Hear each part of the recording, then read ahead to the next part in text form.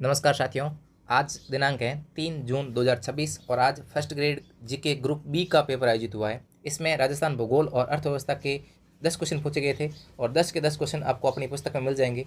ये पुस्तक ज्ञान सरोवर पब्लिकेशन से आती है। इसका सेकंड संस्करण अभी 7 संभाग और 41 जिलों के अनुसार राजस्थान भर में उपलब्ध है। ऑफलाइन अगर आप किसी बुक स्टोर से मांगेंगे तो वहाँ उपलब्ध हैं और ऑनलाइन भी मंगवा सकते हैं। इस वीडियो के नीचे आपको ऑनलाइन मंगवाने का लिंक मिल जाएगा।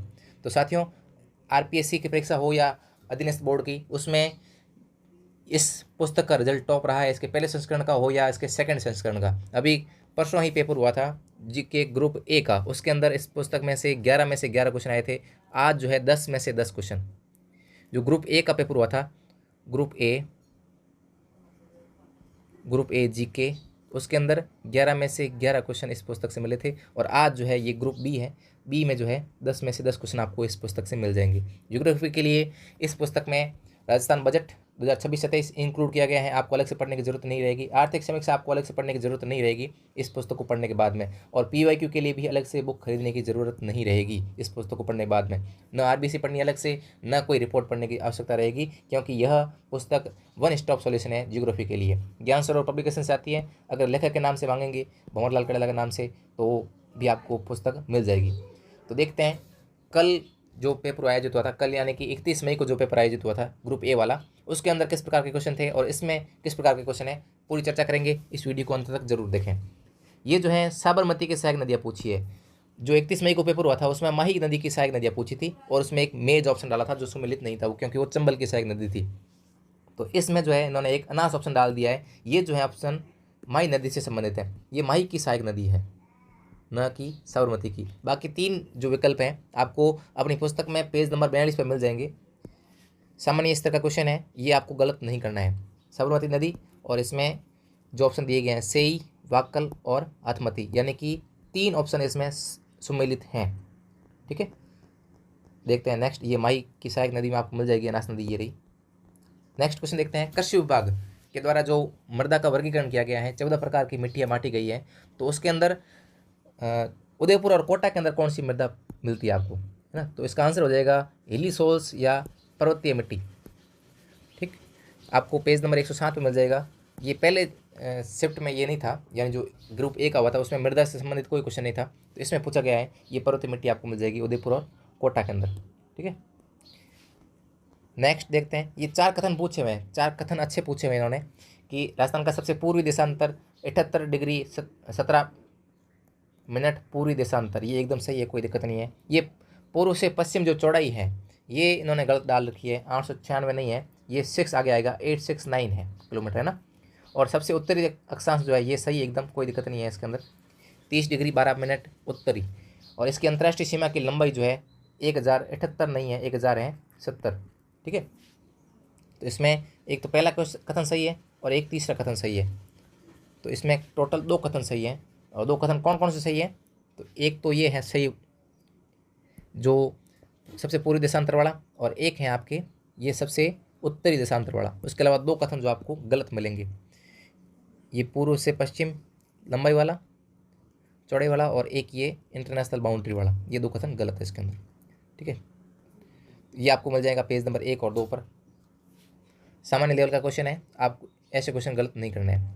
ये लसाड़ी का पठार से संबंधित पूछा है। पहले जो शिफ्ट थी उसके अंदर 4 पहाड़ियाँ देख करके उनको पूर्व से पश्चिम में सेट करने को बोला था, और इसमें जो है पठार से संबंधित पूछ लिया। तो ये लसाड़ी का पठार जो है ये कटाफटा पठार है, और कहाँ पर है, उदयपुर के अंदर है। तो उदयपुर इसका पुराना जिला है और वर्तमान जिला सलूम्बर है। ये जैसमंद झील के पूर्व में स्थित है, तो ये रहा जैसमंद झील, है ना, मिल जाएगा आपको आराम से। और नेक्स्ट देखते हैं जनगणना से संबंधित। जनगणना से संबंधित जो पहली पारी हुई थी उसके अंदर क्वेश्चन पूछा था इन्होंने। जनगणना से संबंधित इन्होंने क्या पूछा था पहली पारी के अंदर, अभी बताता हूँ मैं आपको। इन्होंने पूछा था 10 की वृद्धि दर से संबंधित, वो थी शहरी, है ना। शहरी 10 की वृद्धि दर सर्वाधिक थी अलवर में, न्यूनतम थी डूंगरपुर के अंदर। और इन्होंने अभी इस बार पूछा है जो अनुसूचित जाति है इसका लिंगानुपात पूछा है 2011 के अनुसार। तो सर्वाधिक इसके अंदर है राजसमंद के अंदर, ये आपको मिल जाएगा पेज संख्या 309 पर। ठीक है, ये रहा 309 पर आपको मिल जाएगा। अनुसूचित जाति का लिंगानुपात सर्वाधिक है राजसमंद के अंदर और न्यूनतम है धौलपुर के अंदर।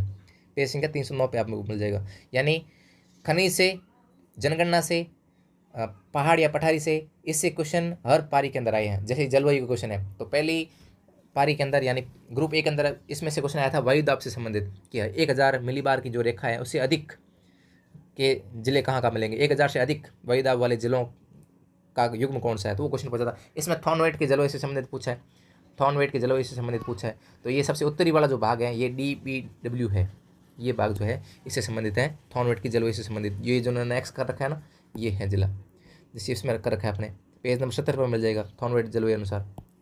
ठीक है, नेक्स्ट देखते हैं। ये चारों ऑप्शन अपनी पुस्तक में मिल जाएंगे। पहली जो पारी हुई थी उसके अंदर उन्होंने पूछा था, दो तो क्ले थी, एक चाइना क्ले थी और एक अपने थी अपने फायर क्ले। दो तो क्ले पूछी थी और एक मैग्नेसाइट का पूछा था। तो इस बार उन्होंने थोड़ा सा ऑप्शन चेंज किया है। ये रॉक फॉस्फेट का ऑप्शन उन्होंने पहली बार में दिया था। जैसे देखो, ये ग्रुप ए का पेपर हुआ था, ये रॉक फॉस्फेट है, और इन्होंने पहली पारी के अंदर सेलोपेट दिया था ऑप्शन में कि यहाँ कौन से ऑप्शन के अंदर वो नहीं मिलती है, चाइना क्ले नहीं मिलती है। उसमें एक ऑप्शन सेलोपेट था, तो सेलोपेट में चाइना क्ले नहीं थी, उसमें था रॉक फॉस्फेट। तो इसमें इन्होंने क्या दे दिया, उसके नेक्स्ट वाला वर्ड दे दिया। ये पहली पारी के अंदर पूछा था सेलोपेट, और ये पूछ लिया राम का मुन्ना, ये कहाँ पर है, बांसवाड़ा के अंदर है और रॉक फॉस्फेट से संबंधित है। ठीक है, और इन्होंने एक और पूछा है कपूरडी और जालीपा, ये लिग्नाइट से संबंधित हो जाएंगे, लिग्नाइट। ठीक है, ये बेराइट्स है, ऊपर पूरा पेज था, वो पिछले पेज पे रह गया थोड़ा सा। ये रहा जाहिर का केरा या खेरा। ठीक है, तो ये 3 ऑप्शन मिल गए और चौथा ऑप्शन भी अपनी पुस्तक के अंदर है, ये गुढ़ा वाला।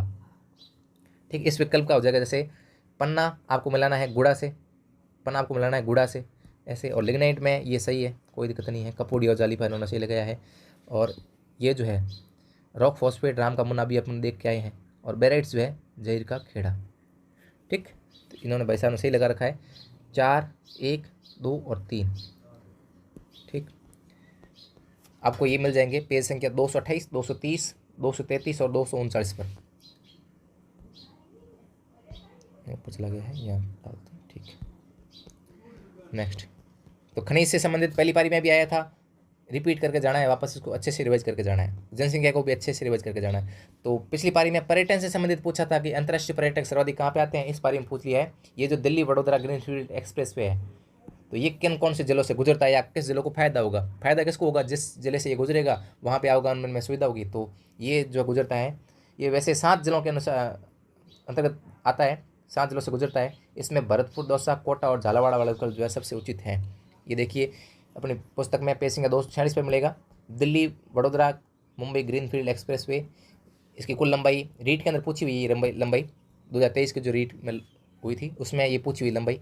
ये 7 जिलों से गुजरता है, जिसमें भरतपुर, दौसा और बूंदी और कोटा झालावाड़। ठीक है, तो ये जो है इसका आंसर हो जाएगा चौथा नंबर विकल्प। ये जो है पहली पारी में भी आया था, इस पारी में भी आया है कि वर्ष 2022-23 के आंकड़ों के अनुसार पूछ रहा है, कृषि सांख्यिकी 2022-23 उसके अनुसार राजस्थान में मुख्य फसलें हैं उसका उत्पादन पूछ रहा है। पहली पारी के अंदर इन्होंने पूछा था, ये राई सरसों का पूछा था कि राई सरसों का सर्वाधिक उत्पादन कहाँ पे होता है। तो कई सारे साथियों ने उसमें किसी ने गंगानगर बताया था, किसी ने भरतपुर बताया था, लेकिन मैंने कहा था कि 2022-23 के अंदर 22-23 के अंदर अगर पूछे राई सरसों का तो टोंक आएगा, और अगर 23-24 के अंदर पूछे, ये 23-24 है, अगर 23-24 के अंदर पूछे तो इसका आंसर होगा बीकानेर। लेकिन उन्होंने पूछा था किस के अकॉर्डिंग, 22-23 के अकॉर्डिंग, तो उसका आंसर टोंक सही था। और इसमें पूछा है चावल का, तो चावल में आपको पहले पर मिलेगा बूंदी, फिर मिलेगा हनुमानगढ़, फिर मिलेगा कोटा। तो इसमें एक ही जिला पूछा है तो बूंदी इसका सही आंसर हो जाएगा। ठीक है, ये बूंदी इन्होंने सही लगा रखा है, पेज संख्या 148 पर मिलेगा। जिसका आगामी पारी में एग्जाम है यानी कि सी और डी जिनके भी ग्रुप हैं, तो वो ये इंडेक्स ज़रूर देख कर जाएँ। ये जो सांख्यिकी है 22-23 वाली, ये ज़रूर देख कर जाएँ। ये बीकानेर नागौर पेट्रोलिफेरस बेसिन, ये इससे संबंधित क्वेश्चन पूछा है कि इसमें कौन सा जिला सम्मिलित नहीं है, तो हनुमानगढ़, गंगानगर और चूरू तीनों ही है। शिखर इसके अंदर नहीं आता है, 240 पर आपको मिल जाएगा। ये आर्थिक समीक्षा में अच्छे से दे रखा है, और अपनी पुस्तक में भी इसको शामिल कर किया हुआ है कि ये रहा बीकानेर और नागौर बेसिन। इसमें बीकानेर, नागौर, गंगानगर, हनुमानगढ़ और चूरू। ठीक है, तो उसमें आपको कौन सा जिला नहीं मिलेगा, चूरू नहीं मिलेगा, यानी सीकर नहीं मिलेगा।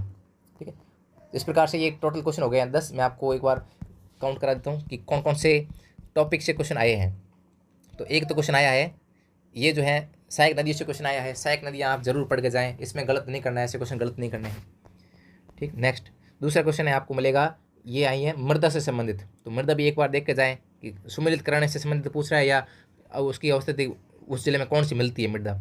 ये राजस्थान के बारे में सामान्य जानकारी, ऐसे क्वेश्चन गलत नहीं करने हैं। और ये पूछा इन्होंने पहाड़ पठारियाँ वगैरह ये याद करके जाएं, इसके पूर्व से पश्चिम मैप अच्छे से देख कर जाएं। राजस्थान के मैप पहले जो शिफ्ट में पेपर हुआ था ए ग्रुप वाला, उसमें मैप से संबंधित काफ़ी अच्छे क्वेश्चन पूछे थे। ये जनगणना वापस रिवाइज करके जाएँ अच्छे से, जलवायु अच्छे से देख के जाएँ, और ये खनिज तो देख के ही जाएँ एक बार अच्छे से। खनिज से हर पारी में पेपर क्वेश्चन आएगा, जनगणना से भी हर पारी में आएगा, परिवहन और पर्यटन से भी क्वेश्चन आया है। पर्यटक में पहली पारी में आया था, सेकंड पारी में आ गया परिवहन से संबंधित। ये सांख्यिकी तो बहुत इंपॉर्टेंट है ही है, कृषि सांख्यिकी। ये खनिज से संबंधित एक और क्वेश्चन आ गया है। ठीक है, इस प्रकार से टोटल 10 क्वेश्चन इस पेपर में आए थे और आपको ये पुस्तक मिल जाएगी। और आरपीसी में इसका रिजल्ट आप देख सकते हैं, ये रहा रिजल्ट इस पुस्तक का कि असिस्टेंट प्रोफेसर में 38 में से 35, और इसके पीडीएफ प्रूफ जैसे अभी मैं ये करवा रहा हूँ ऐसे यूट्यूब पे भी डाल रखे हैं, और टेलीग्राम पे जो है एक पोस्ट के अंदर सबके प्रूफ की पीडीएफ एक साथ में संकलित करी हुई है। तो आपको जिसको भी थोड़ा बहुत भी डाउट हो कि यार इसके लिए इनफ रहेगी या नहीं रहेगी, ऐसे के लिए इनफ रहेगी नहीं रहेगी, second grade URO LDC CET सभी परीक्षाओं के लिए एक पुस्तक इनफ रहने वाली है। वन स्टॉप सॉल्यूशन यानी कि इनफ रहेगी। और सबसे बेस्ट रिजल्ट दिया है डिप्टी कमांडेंट में 19 में से 19, जूनियर केमिस्ट में 14 में से 14, ऐसे एग्जाम में 16 में से 15, और ऐसे एग्जाम की सेकंड शिफ्ट थी उसमें 13 में से 12। ये रहा रीट का रिजल्ट अपना, है ना। ये रीट में साइंस में 33 में से 31, ये हिंदी में 25 में से 24। ये अभी हाल में एक पेपर आयोजित हुए हैं जिसमें कृषि पर्यवेक्षक 33 में से 30, लैब असिस्टेंट में थे मैं 34 में से 33, और लैब असिस्टेंट भूगोल वाले में 43 में से 42 क्वेश्चन। तो इस प्रकार से ही इस पुस्तक का रिजल्ट जो है विश्वसनीय है, भरोसा करने लायक है। आप आगामी परीक्षा के लिए इस पुस्तक को अपना साथी बना सकते हैं। तो धन्यवाद साथियों, इस वीडियो को देख करके आपको कुछ ना कुछ अगले पेपर में जरूर सहायता मिलेगी। और जो LDC की CET की तैयारी कर रहे हैं उनको भी ये वीडियो जरूर देखना चाहिए था। अगर आपने देखा है तो आप कमेंट करके जरूर जाएँ। धन्यवाद साथियों।